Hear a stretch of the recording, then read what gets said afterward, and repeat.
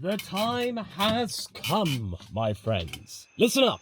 Let's get this big pre-season talking point sorted out, eh? And I expect plenty of pushback, so feel free to comment. You know the drill by now. I predict the team and drivers championships. And as you can tell, this year trying to predict things is going to be tricky. And then there is of course the mid-season tweak regarding the measurements of engine compression ratios at temperature from August the 1st, which is essentially from the Dutch Grand Prix onward. However, it's too early to say how badly this new measurement could actually affect Mercedes-powered teams. It could be a little, it could be nothing, it could be a lot. And oh yeah, there could be another situation going on at the same time where the amount of power the battery could be outputting might be reduced after all, because according to outlets like The Race, the FIA instructed teams to test out different power outputs for the MG UK, just to try and make sure they could avoid maybe a PR nightmare in the first few races. And if that were to happen, the FIA and F1 might decide to massage that 350 kilowatt output, and the most commonly floated number instead of 350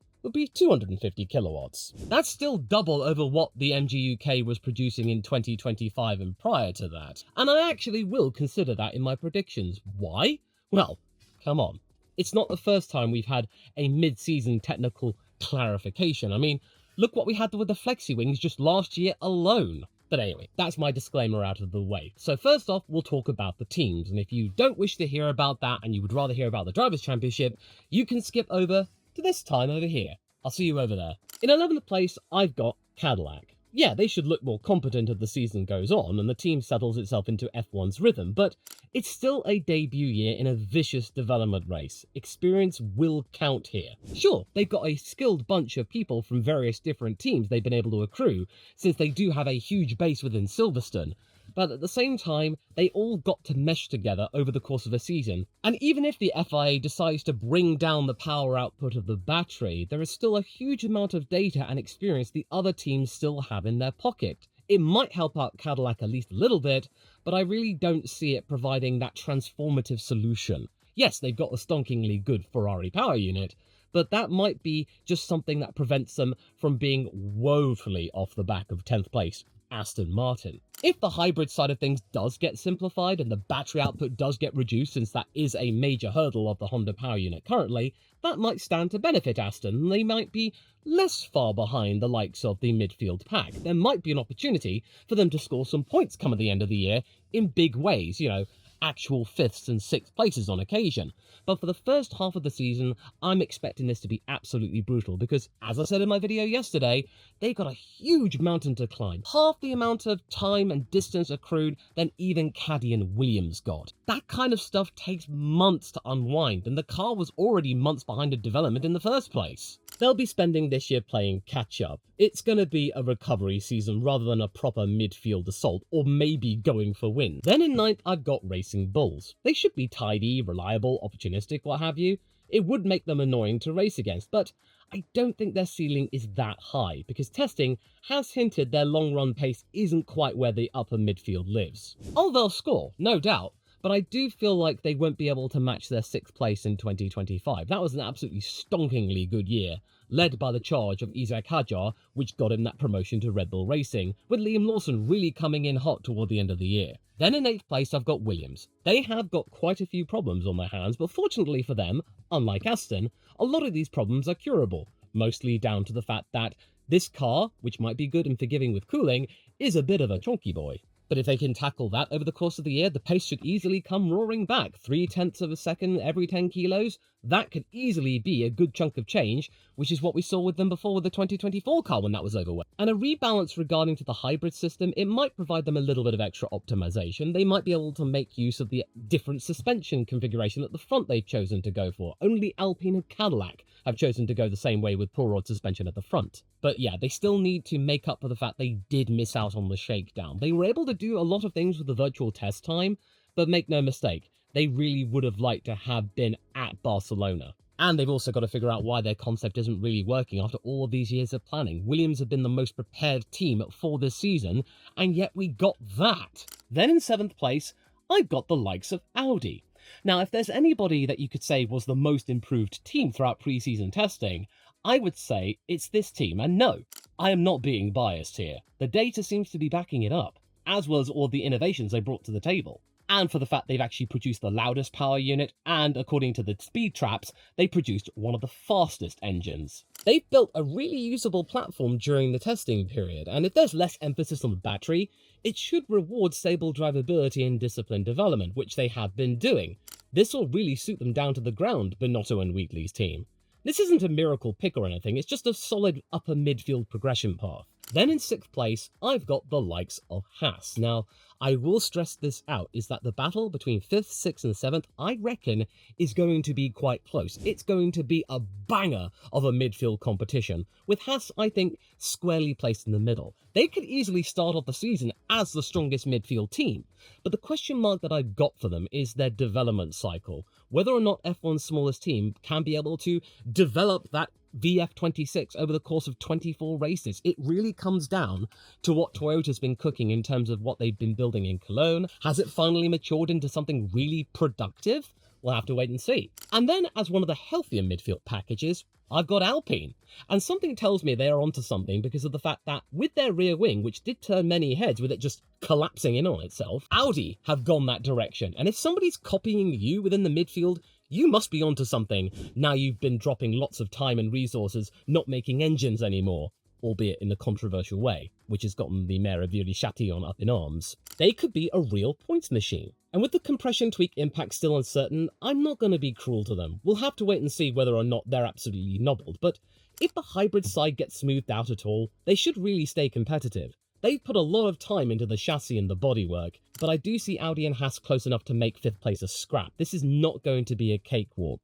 Then, with a fairly considerable gap, I've got McLaren in 4th place. They should win races and score big, but they look a fraction behind the top 3 on average pace and development, and I've not really seen a miracle part from them yet. And if the FIA does come into the battery discussion, it should smooth some things out in terms of drivability, because McLaren have admitted that it's been a bit of a noodle scratcher in regards to energy management, but then of course there's the matter of papaya rules. They could, if they choose to keep up the pursuit of fairness, easily bleed points over the course of the season, which the likes of Red Bull, Mercedes and Ferrari will be more than happy to make use of. And if the team is not going to be easily defending their titles, it means they will have less leverage politically speaking. The drivers will push back a little more. And then in 3rd place, I have got Red Bull Racing. They still remain a considerable threat, even though this is the first year of them being a fully independent power unit supplier to themselves. They really exceeded expectations here. I think they've surprised even themselves with how good their powertrain is. They've proven they've been able to adapt rather handily, and Max Verstappen, even though he doesn't like this set of regulations, he considers them as one of the worst he's ever seen, he still can do stuff with them. And even if there is a reduction in battery power, they still should be able to have a very handy season. And of course, Max will be happier in that he won't have to do so much lifting and coasting and going down to 1st gear. I'm saying happier, not happy. But Red Bull's mission this year is to keep Max happy and to keep him with their team. Who is going to be the runner-up? I think it might be Mercedes, because yes, I know, the whole engine compression ratio thing, it may not affect them. It may affect them quite a bit, that 2/10 thing that was supposedly mentioned. 10 or 15 horsepower, some other reports said.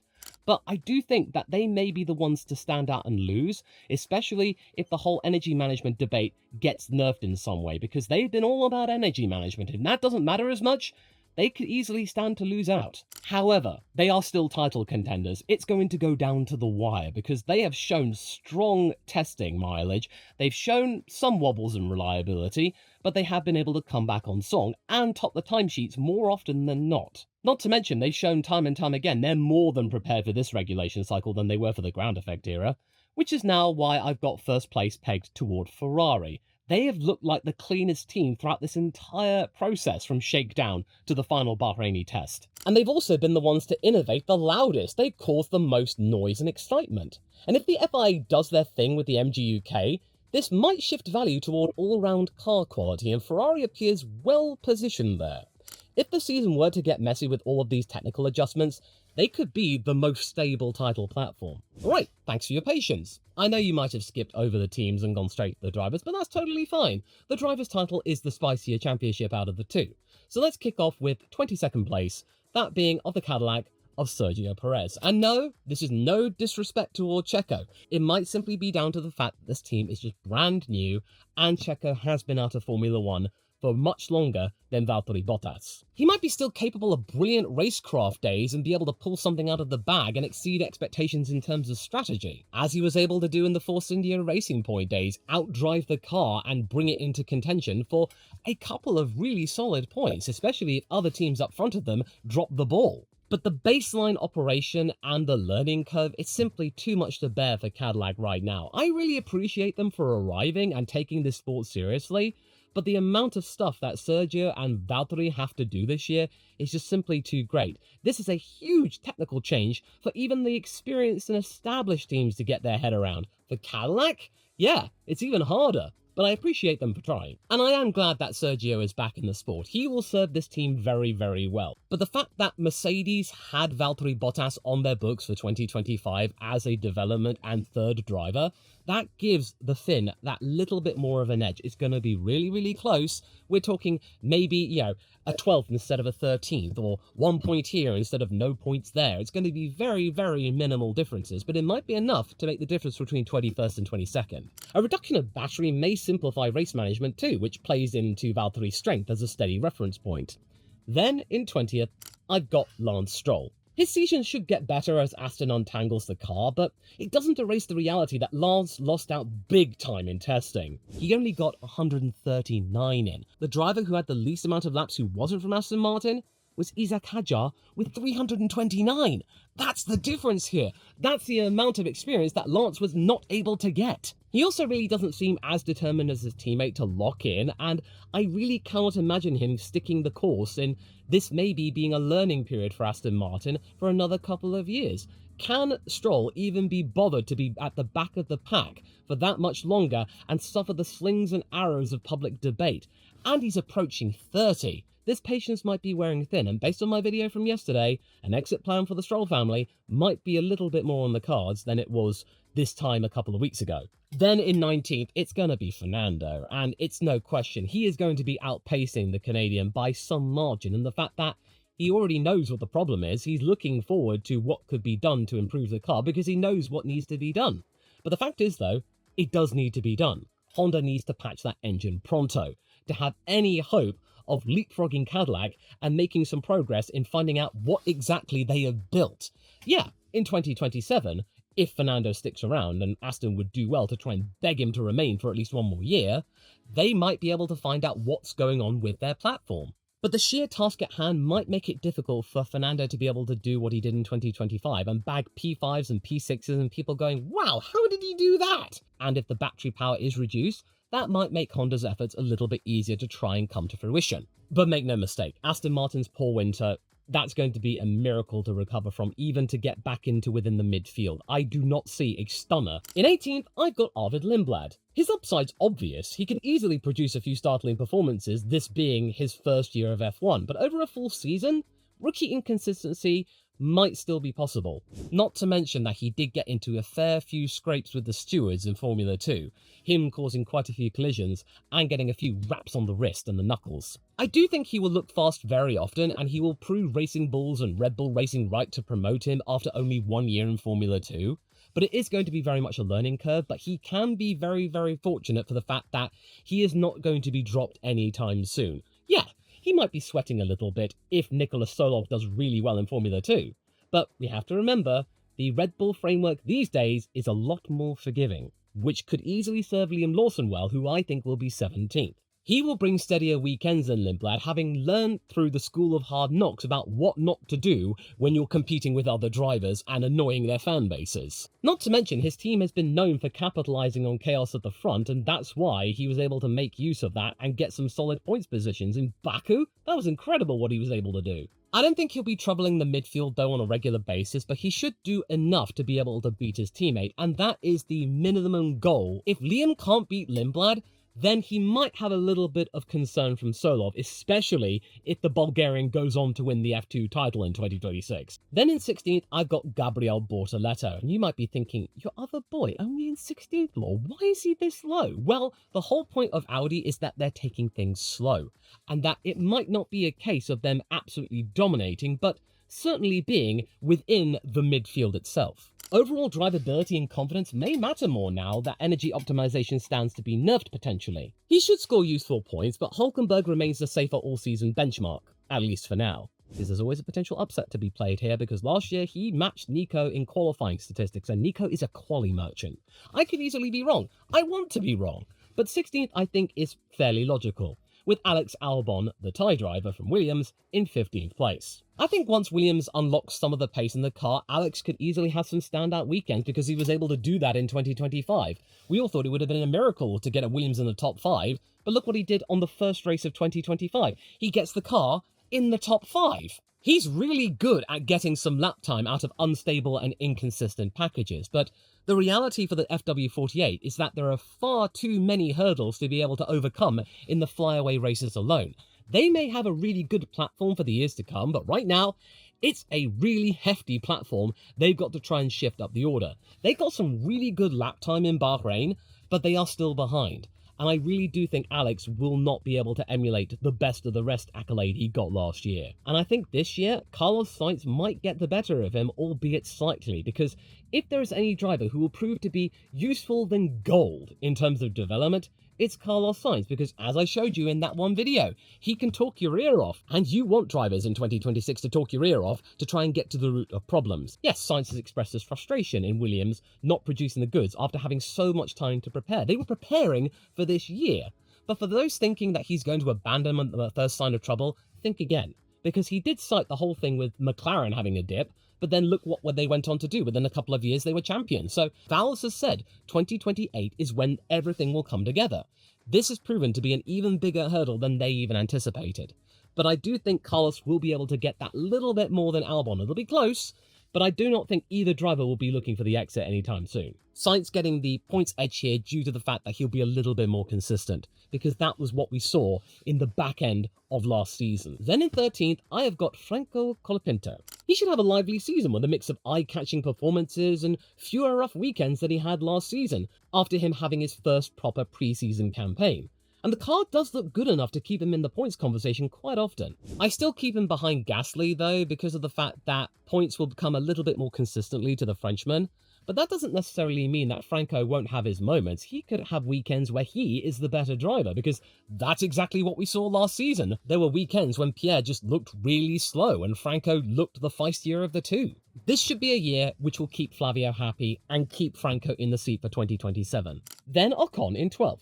In a capable midfield car, he's a very reliable source of points, and this Haas project looks competent enough to give him a lot of scoring opportunities, provided they get their race execution sorted properly. One of the biggest things that was going against Esteban was qualifying execution, which saw him right down near the bottom due to timing mishaps, and he had to be the mule in terms of tyres, which then went on to benefit Behrman that little bit more. But I do see Ocon being able to score a little bit more often and having a better time of it, and also proving to the team that he is worthy of having a contract extension and keeping Jack Doohan away from his seat. Therefore, I do see Oliver Behrman pipping him by just one position, him being in P11. And we saw him in P11 quite a lot in 2025, so this only makes natural sense. He's also one of the most entertaining midfield stories, because it'll be a case of will they, won't they, regarding Ferrari giving him the call, depending on what happens with their mainline drivers, whether or not Lewis or Charles decide to move on. But given what we saw from Ferrari in testing, that is not likely. There is Jack Doohan waiting in the wings, there's Rafa Kamara in Formula 2, and if he dominates, he is going to be in that conversation for the reserve driver role, so there might be added pressure in that sense too. But he has proven to be able to punch above his weight and have some good Sundays. But at the same time, there is something to consider, especially in the opening few races. He is only 2 penalty points away from a race ban, and that could easily derail an opening campaign, especially when I think Haas might be on course to get some really good points at the beginning of the year and keep that momentum going, albeit other ones catching up. So yeah, Oliver does need to keep it clean and not incur the wrath of the stewards, especially in terms of free practice foibles, which he did really fall foul of in Monaco and Silverstone especially. Silverstone, the most galling one, where he got into Q3, but then fell out of Q3 because of that 10th place penalty grid drop. But yeah, the Haas package still is something I think he will be troubling the front order on occasion. Then in 10th place, I've got the other Alpine in Pierre Gasly. because simply he is the natural points magnet. He is the anchor of that team, having stuck it out from when they were at the height of their works power influence to now them being customers. He's been there throughout this massive change. He also tends to maximize good machinery efficiently, turning top 10 opportunities into reality, especially with what he was able to do last year at the Belgian Grand Prix. A power circuit in an Alpine Renault-powered? What? And a battery cap might help make his races less chaotic, which will serve to strengthen his consistency. But he may not have enough car to pull off major upsets like podiums, like in 2024 or 2023. There's too many ahead of him and Alpine who will have a stronger case for that. And then, in terms of midfield, the best of the rest, I reckon it will be Nico Hülkenberg in P9. He is built for this kind of a season. And he'll be especially motivated by that his contract says that for every single point he is able to accrue, he will get a €50,000 bonus. You know, that same thing that Kimi Raikkonen got at Lotus and nearly bankrupted them. And I think it's quite safe to say that in the second phase of Hülkenberg's career, for Haas and for Sauber, he has proven to be a remarkable reference driver. He is very much midfield furniture, but quite frankly, for Audi, that's absolutely perfect. He doesn't cost an arm and a leg, he's constantly reliable, he's actually quite zesty and interesting, everybody likes him. He was in the top 10 equation, getting his podium last year when Audi weren't fully firing on all cylinders. Just imagine what they can do this year if they continue to improve as much as they were doing in pre-season testing. And not to mention if Nico can actually get into Q2 and Q3 more equally, because you've got to admit, he had to do many burns from the stern after Sauber dropped the ball in terms of timings, them really screwing the pooch on that one. Hopefully they don't do that as much in 2026. Then in 8th place, I've got Isaac Hadjar. You might be thinking I'm being cruel here, that he might not be competitive to be up in the top 5, but considering where Yuki Tsunoda finished last year, and where Liam Lawson finished in his first 2 races with Red Bull Racing, this is actually quite optimistic. And I reckon that Red Bull will provide him a fair few opportunities to be able to come up with the goods and get a couple of podiums, maybe even a cheeky win, at least having a strong points total, getting into triple figures for the first time. Especially if they can guarantee that the second seat curse is indeed a thing of the past. It really helps that Horner isn't around, Marco isn't around. I don't think the Red Bull Junior team will be nearly as cutthroat as they were before. Yeah, he'll have rookie dips and his lap tally from testing is the lowest out of anyone who isn't Fernando or Lance, but the car should carry him to a very healthy first season. And it really helps that Lauren Mekies has said that this is a building year, and they're giving him their full support. I don't think the Frenchman has anything to worry about regarding his job security. Then, in P7, I got Lando Norris. Yeah, he'll be fast all year and McLaren should still win races. This positioning still looks low to some of you because the top end, you just got to look at it. It's stacked. And the points get brutal, especially since it's become very, very clear that for the majority of the points, it's going to be like it was in 2024, where you'll be lucky to get into the top 8 if you're not part of the top 4 teams. And I think that right now, McLaren just don't have the platform that's screaming out to me that it's the best of the best, even if they get up to having the matching spec of Mercedes in terms of powertrain. I've just not seen anything that's made me excited for them. At least not yet. Even in 2024, it took one major upgrade in Miami to really transform their season. That might come along in due course, but it really depends on when it actually comes, if it comes at all. And if the NG UK does get nobbled down to 250 kilowatts, that might help McLaren out a little in terms of figuring out a solution. But I'm really not sure where Lando is in regards to these cars, because one minute he says he likes them, then he says he doesn't like them, and he was just testing out how the audience would react. Then all of the chicanery about, has he broken up with his girlfriend? Oh no, wait, he hasn't. He's been basically doing a lot of rage baiting and trolling the community lately, meaning that it's really hard to tell where he stands with these new cars. Does he like them or does he not? So therefore that ambiguity doesn't give me the most amount of confidence that he's managed to get his head around them, at least at the beginning, which might then serve an opportunity for Oscar Piastri to get the better of him. And in a situation where I think McLaren might not be the big bods that they were in 2025, that might give him a little bit of a leg in. Also, Oscar's racecraft and composure tends to hold up when the cars change underneath the drivers. And Lando has also said that he expects Oscar to bother him even more in 2026. And it also really helps that the cars this year really need to have smooth drivers at the helm. And Oscar is smooth. But sometimes, as we saw in late 2025, he was too smooth. But over a full season, that may pay off. He will score heavily, he'll win races, he'll be in the top 6 I think for the entire season if McLaren fall short of the top 3 teams. Simply for the fact that papaya rules are there. Yeah, Andrea Stella has said they'll be more streamlined. They do not want to have the same mistakes. But there might be a crunch time if McLaren have a really good weekend where they are the fastest team or are really in contention for a podium or even the win, where they might actually see one driver not realise their full potential. They might leave something on the table. And then this might really get you a little bit shocked. I've got in 5th place George Russell.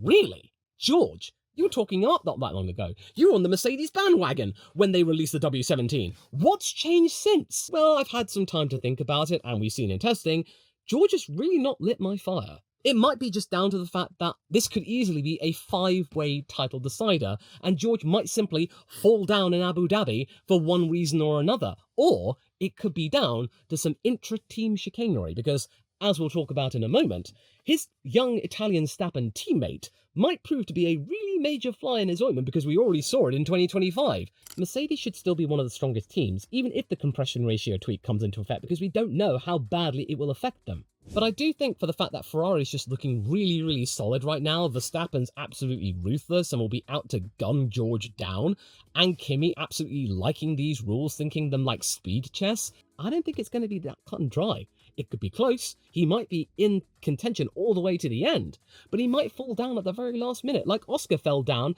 within the last few races of 2025. And in 4th place, I've got his former Mercedes teammate, Lewis Hamilton. No, I don't think he's going to be in contention for his 8th world title.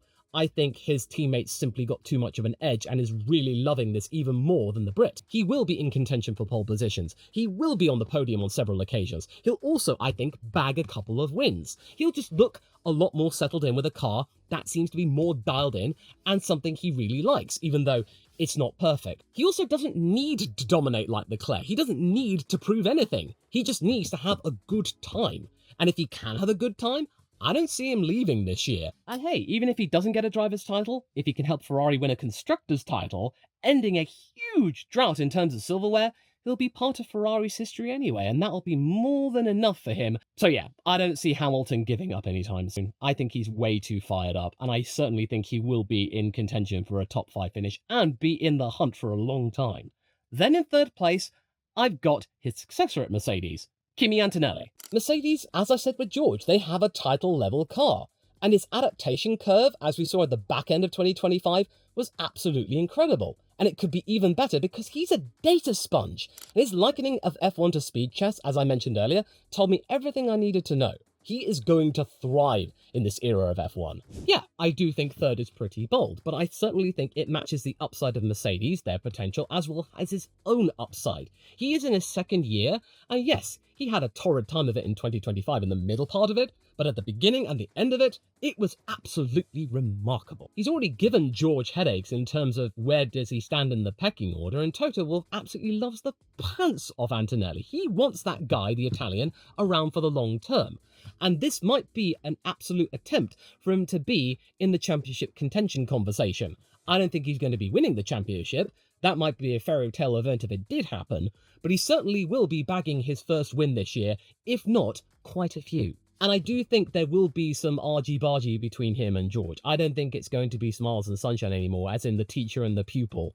It's certainly going to be a moment where there are going to be some dramatic radio conversations, and Toto will be telling both of them to pack it in, albeit being a little bit more coddling towards the Italian. It's not going to be plain sailing for either of them, but I do think Kimi might just get the slight edge. Then, you'd be wanting to know, who's the runner-up? Well, if the maths are telling you anything, it's going to be Max Verstappen, because he's the ultimate pressure source for any title fight, and if you can read between the lines of where I'm getting at here, we might have a 2022 Part 2. Even if he reckons this era of F1 is his worst, Red Bull should remain close enough to Ferrari and Mercedes that his consistency keeps him in the hunt all year. Even if the FIA do things with the MG UK side of things, expect Max to make the most of it and not really be bothered at all. Because we saw him charge from absolutely nowhere, 100 points plus behind when the car was absolutely nowhere, and then suddenly came somewhere again. If it's somewhere throughout the entire 24 race campaign, come on, he's going to be a championship contender. And he will be battling against the likes of my pick, Charles Leclerc, because he's the most coherent champion pick out of all of them, because we've seen him really look happy with this car. And any discussion of him leaving Ferrari now, all the way through his 2029 contract, oh, that's dead. Absolutely dead, based on preseason testing alone. He's got the strongest platform, and he looks really comfortable with the car. that final day 6 performance where he got that car into the 1:31 that time good enough for Q2 in Bahraini qualifying last year, by the way, goes to show that he's on it. He's on that car. He's at one with it, and he's surely relieved that the SF25 is now a distant memory. That was a really painful year, which made him do a lot of soul searching. And now he's found that soul. He's found that spark. And there might be an opportunity for him to have some proper battles with Max Verstappen. That's going to make him so happy. It's going to fire him up. It's going to motivate him. It's going to motivate Lewis. It's going to motivate Fred. It's going to motivate the Tifosi. It's going to motivate the country of Italy. It's going to be a really big thing for Formula One to see Charles, one of the most influential drivers on the grid, if not the entire sporting map, be happy. He should have the pace to win very often, and Ferrari, if they can keep on this innovation train, especially with that rear wing being approved by the FIA, it's not illegal, they will be on song to get some silverware for the first time since 2008. And I think that will happen regardless of any changes to the rules, be it a reduction in battery power or the compression ratio tweak. I think Ferrari's got a really solid package, and if they get their Spec B car out sometime soon, it might be even mightier. The consensus seems to be it's Mercedes versus Ferrari, with Red Bull poking their noses in on occasion. So here we have it. You can screen cap this and bring it back to my attention later, but I feel fairly confident with this lineup given how clueless we are regarding 2026. We'll be back in the new year to go over this and find out whether or not I can actually beat my score from 2025. It might not be that hard to do. But for now, I believe that this video over here will be very much suited to your taste since you got this far in the video. I'll see you over there.